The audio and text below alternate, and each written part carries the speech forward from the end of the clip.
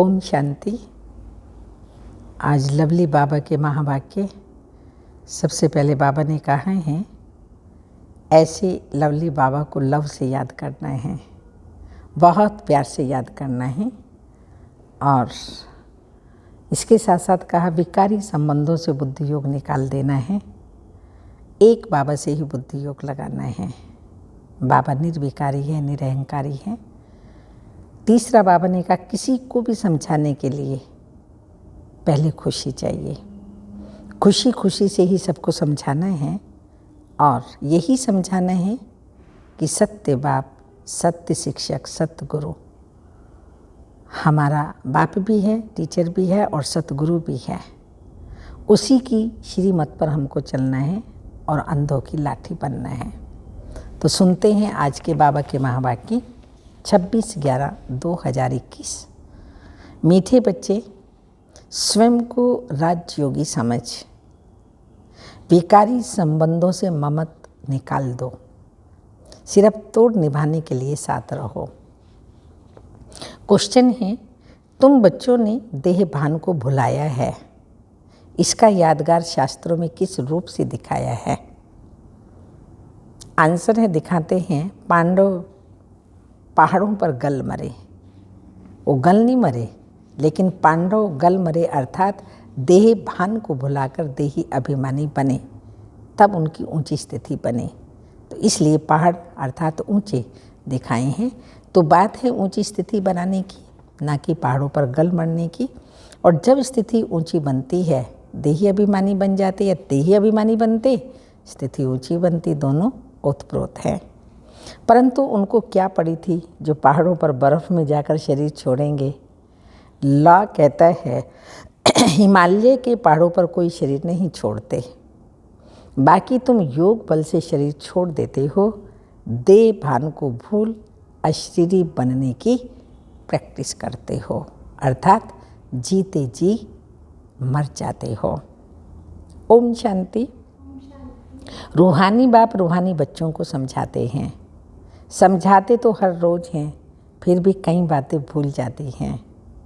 तो बच्चों को बुद्धि में यह तो रखना है कि यह है संगम युग, हम संगम युग पर हैं। बाप आते हैं संगम युग पर। कलयुग, अंत और सतयुग आदि का संगम गाया हुआ है। बुलाते भी इस समय हैं।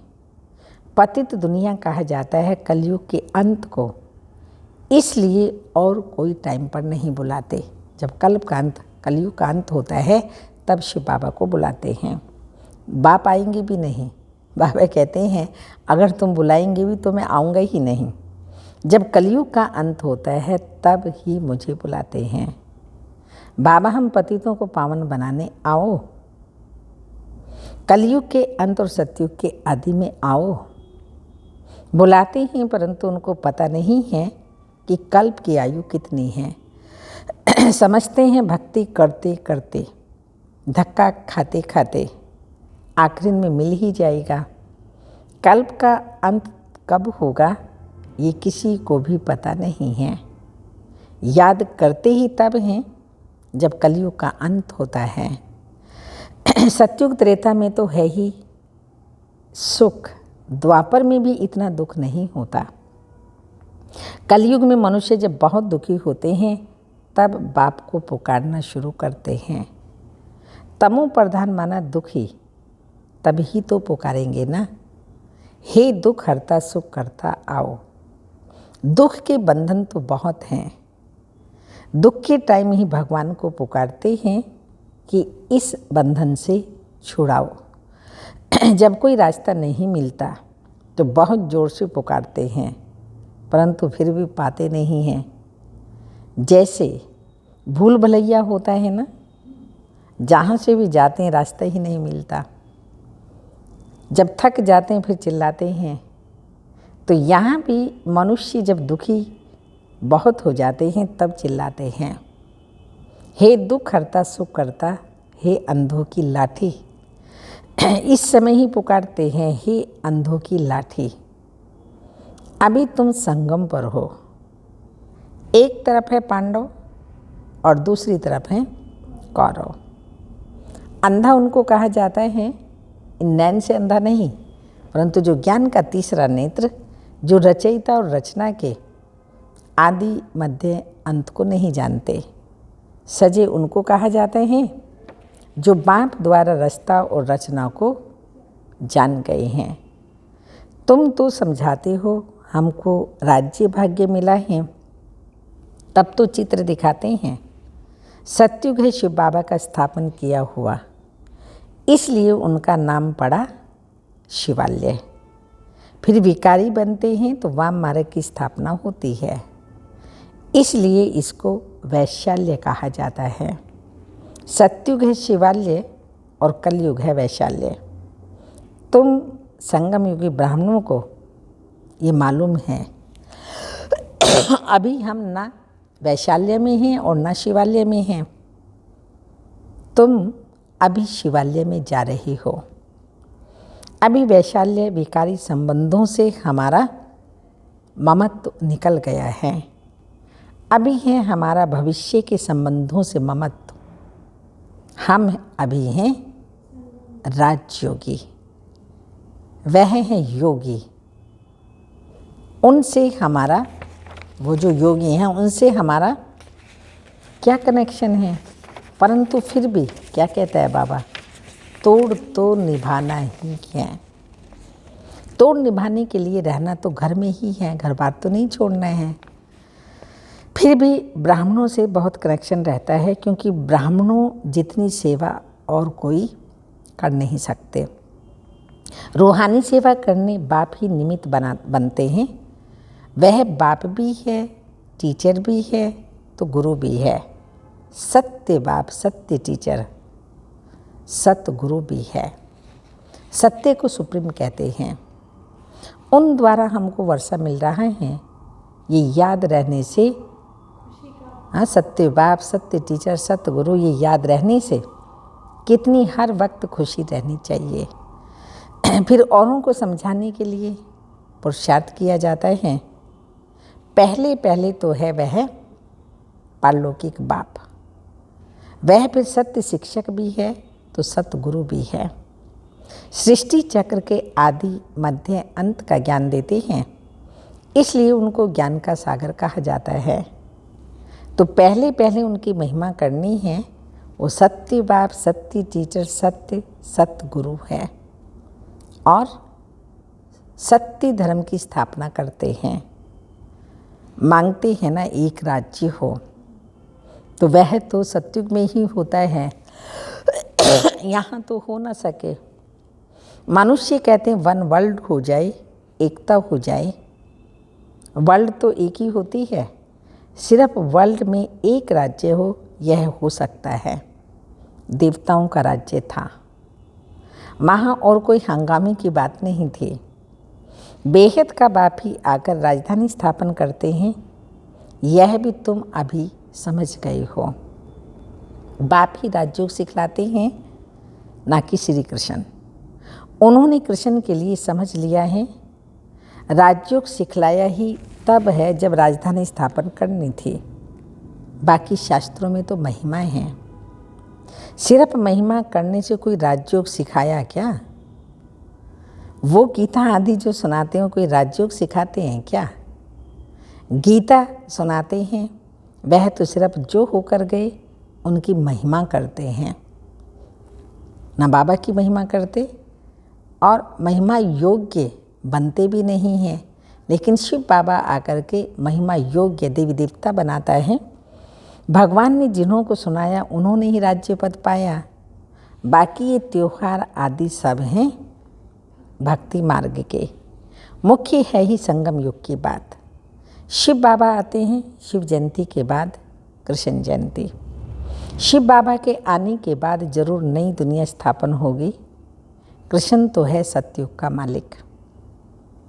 शिव बाबा ने आकर कृष्ण को ऐसा बनाया, एक कृष्ण को थोड़ी ज्ञान दिया होगा। कृष्णपुरी स्थापन की होगी। आत्मा को तमो प्रधान से सतो प्रधान बनाने के लिए योग सिखाया। तुम ही फिर सतो रजो तमो में आते हो ना। ऐसे नहीं कि सतयुग में ही तुमको बैठ जाना है। 84 जन्मों का हिसाब भी है, सतयुग के बाद त्रेता आदि आदि जरूर आना ही है। दिन के बाद रात होनी ही है। सतयुग की स्थापना कौन करते हैं, कैसे करते हैं? क्योंकि सतयुग है ही नई दुनिया। तो बाप कहते हैं हम पुरानी दुनिया को बदलते हैं। यह वही महाभारत की लड़ाई मुसलों की है। कहते हैं पांडव भी थे, पांडवों की जीत हुई, स्वराज्य मिला है जरूर। तो स्वराज्य में आएंगे ना। शरीर भर कहाँ भी छोड़े, राजाई में तो आना ही है। ला कहता है हिमालय पहाड़ों पर कोई शरीर छोड़ते नहीं हैं। योग तो यहाँ ही सीखते हैं, योग बल से ही शरीर छोड़ना है। उनको क्या पड़ी जो पहाड़ों पर बर्फ़ में जाकर शरीर छोड़ेंगे। यह हैं गपोड़े। जैसे सर्प पुराने खल छोड़ नहीं लेते हैं, वैसे आत्मा भी एक शरीर छोड़ दूसरा लेती है।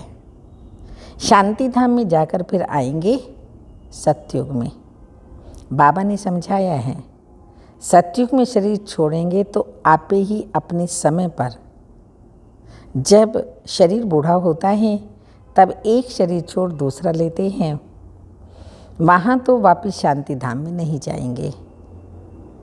आत्मा एक बार परम धाम से आ गई, जब तक 84 जन्म पूरे नहीं हुए तो वापस शांति धाम नहीं जाएगी। शांति धाम में आना जाना अभी जाना है। कलयुग के अंत में ही सतयुग में अगर आना है तो पहले हम परम धाम जाएंगे, फिर सतयुग में आएंगे। अभी वो प्रैक्टिस की जाती है।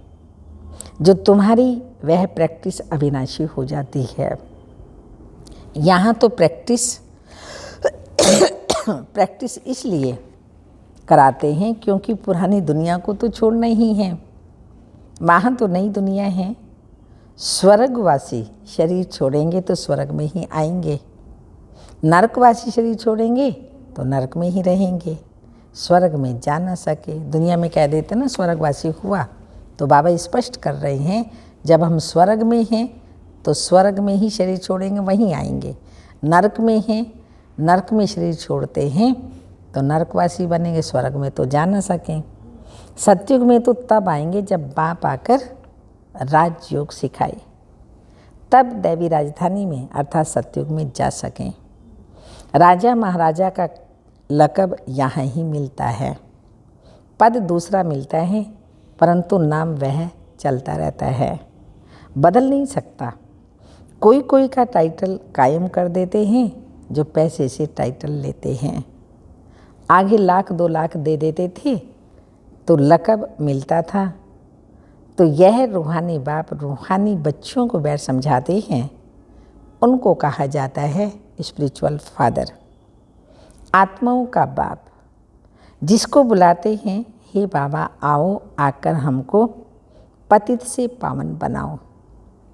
यहाँ बड़ा दुख है, हमको राम राज्य में ले चलो। ड्रामा अनुसार 5000 वर्ष पहले भी ऐसे कहा था शिव बाबा ने। परम पिता परमात्मा को आना ही है, ये चक्र फिरता रहता है। बाप कहते हैं मैं कल्प कल्प कल्प के संगम युग पर आता हूँ। ये अक्षर जरूर डालने होते हैं। ड्रामा के प्लान अनुसार आता हूँ तो ड्रामा अक्षर भी लिखना पड़े, तो मनुष्यों को पता पड़े कि यह 5000 वर्ष का ड्रामा है।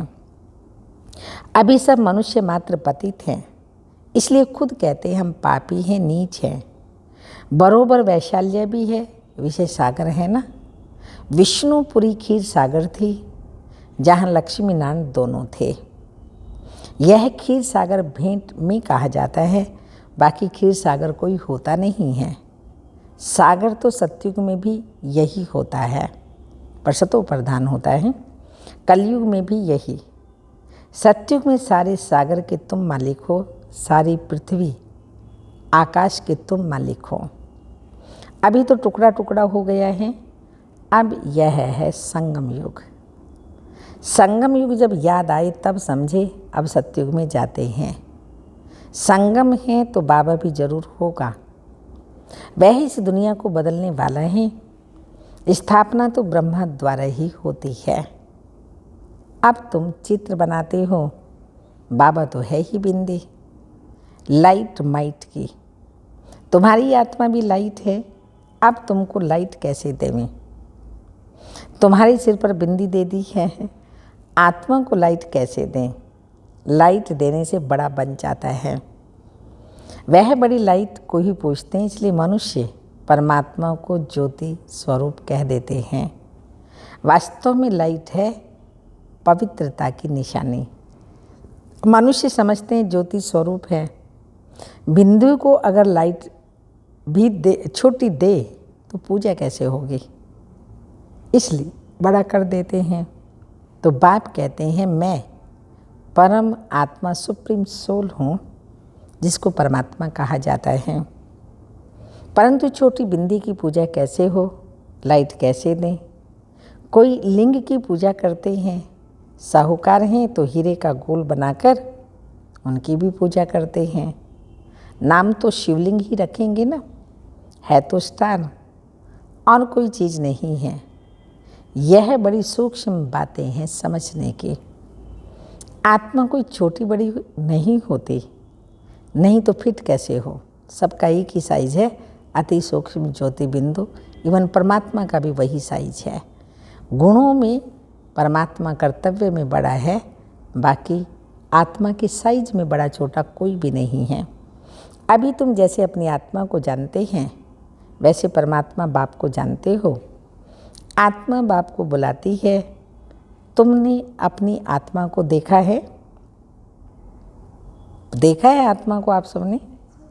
तो परमात्मा को कैसे देखेंगे? अनुभव करने की चीज़ें, देखने की नहीं। हाँ, दिव्य दृष्टि से देख सकते हैं। सो तो तुम जब जानते हो, फिर देखने से फ़ायदा ही क्या है? ये तो पढ़ाई पढ़ने की है, जिससे मनुष्य से देवता बनते हैं। यह है फ्यूचर नई दुनिया के लिए पढ़ाई। ये लक्ष्मी नारायण कहाँ ऐसे कर्म सीखे? कहाँ सीखे? संगम पर। तो बाप कहते हैं मैं संगम पर ही आकर के तुमको नई दुनिया के लिए यह पढ़ाई पढ़ाता हूँ। बाबा प्रदर्शनी में तार देते हैं, उसमें भी यह लिखना है संगम युग। बाप कहते हैं तुम हमसे बर्थ राइट ले सकते हो भविष्य 21 जन्मों के लिए। तो संगम युग अक्षर जरूर लिखना है। एक्यूरेट जो तार जाती है उसकी कॉपी वहाँ लगानी है, बड़े अक्षरों में लिख देना चाहिए। पुरानी बात बाबा बोल रहे हैं, रिवाइज कोर्स के मुरली हैं। दिन प्रतिदिन क्लियर होता जाएगा। नीचे लिखते हैं बाप दादा। शिव बाबा जो आत्माओं का बाप है वह प्रजापिता ब्रह्मा द्वारा सिखाते हैं। बाप कहते हैं मुझे शरीर का आधार तो चाहिए ना। शिव तो है निराकार, उनको तो अपना कोई शरीर है ही नहीं। ब्रह्मा विष्णु शंकर तो सूक्ष्म आकारी हैं, बाकी तो सबको शरीर है। तो बाप कहते हैं मुझे शरीर है कहाँ, परंतु ऐसे तो नहीं, मैं नाम रूप से न्यारा हूँ। बहुत क्लियर बच्चों को समझाते हैं मैं हूँ ही निराकार, परंतु जब मैं आता हूँ तो मुझे शरीर जरूर चाहिए। मैं गर्भ में नहीं आता हूँ, मैं खुद बतलाता हूँ कि मैं इस साधारण तन में आया हूँ। ये पहले पूज्य था, अब पुजारी बना। माला में भी है, पहले शिव बाबा फिर 2 दाने। प्रवृत्ति मार्ग है ना। अभी तुमको पता है प्रवृत्ति मार्ग की ही माला है। जो प्रवृत्ति मार्ग में पतित थे, अब शिव बाबा की मत से पावन बन सृष्टि को पावन बना रहे हैं, इसलिए यादगार माला बनी हुई है। रुद्र माला और विष्णु की माला वैजंती माला है। ब्राह्मणों की माला नहीं बनती। कोशिश की थी बनाने की, परंतु बनी ही नहीं। इसलिए माला बनाना, अव्यक्त नाम देना छोड़ दिया। नाम जो यहाँ के थे वह नाम यहाँ ही छोड़ फिर वही अपना पुराना नाम लेके भाग जाते हैं। उनको उस नए नाम से कोई बुलाएंगे नहीं। तो बाप हमारा बाप भी है, टीचर भी है और गुरु भी है। ऐसे बाप को, जो बाप, टीचर, सतगुरु, 3 in 1 तीनों ही हैं, तो ऐसे बाप को बहुत लव से याद करना है। परंतु माया ऐसी है जो भुला देती है, और बाबा को भूलने से फिर अवस्था डगमग होती है, मुरझाए पने की फीलिंग आती है, शिव बाबा की याद से फिर खड़े हो जाते हैं। अच्छा, मीठे मीठे सिक्की लदे बच्चों प्रति माता पिता बाप दादा का याद प्यार। Good morning, diamond morning. रूहानी बाप की रूहानी बच्चों को नमस्ते। हम रूहानी बच्चों की रूहानी माता पिता बाप दादा को याद प्यार। Good morning, diamond morning. ओम नमस्ते। धारणा के लिए मुख्य सार हैं। विकारी संबंधों से ममत्व निकाल देना है। भविष्य के लिए संबंधों से बुद्धि योग लगाना है। सेकंड पॉइंट, औरों को समझाने के लिए हर वक्त खुशी में रहना है। औरों को समझाने के लिए हर वक्त खुशी में रहना है। सत्य बाप, सत्य शिक्षक और सतगुरु की श्रीमत पर चल अंधों की लाठी बनना है। वरदान है, कोमलता को कमाल में परिवर्तन कर। कोमलता को कमाल में परिवर्तन कर मायाजीत बनने वाले शक्ति स्वरूप भाव। शक्ति स्वरूप बनने के लिए कोमलता को कमाल में परिवर्तन करो। सिर्फ स्वयं के संस्कारों को परिवर्तन करने में कोमल बनो, फ्लेक्सिबल बनो अपने संस्कार चेंज करने में। कर्म में कभी कोमल नहीं बनना, इसमें शक्ति रूप बनना है। जो शक्ति रूप का कवच धारण कर लेते हैं उन्हें माया का कोई भी तीर लग नहीं सकता। इसलिए आपके चेहरे नैन चैन से कोमलता की बजाय शक्ति रूप दिखाई दे, जैसे देवियों को दिखाते हैं ना, जड़ चित्रों को। तब मायाजीत बन पास विद ऑनर का सर्टिफिकेट ले सकेंगे। स्लोगन है, त्रिकालदर्शी की सीट पर सेट होकर हर कर्म करो तो माया दूर से ही भाग जाएगी। त्रिकालदर्शी की सीट पर सेट होकर हर कर्म करो तो माया दूर से ही भाग जाएगी। आज की तपस्या की पॉइंट है, जैसे आजकल साइंस के साधनों द्वारा रफ माल को भी बहुत सुंदर रूप में बदल देते हैं, तो ऐसे ही बहुत सी जीवन में नेगेटिव बातें आती हैं, व्यर्थ बातें आती हैं, तो उनको भी पॉजिटिव स्थिति से पॉजिटिव बना दें, इतनी हमारे अंदर शक्ति हो। तो आपकी श्रेष्ठ वृत्ति नेगेटिव अथवा व्यर्थ को पॉजिटिव में बदल दे। आपका मन और बुद्धि ऐसा बन जाए जो नेगेटिव टच नहीं करे, सेकंड में परिवर्तन हो जाए।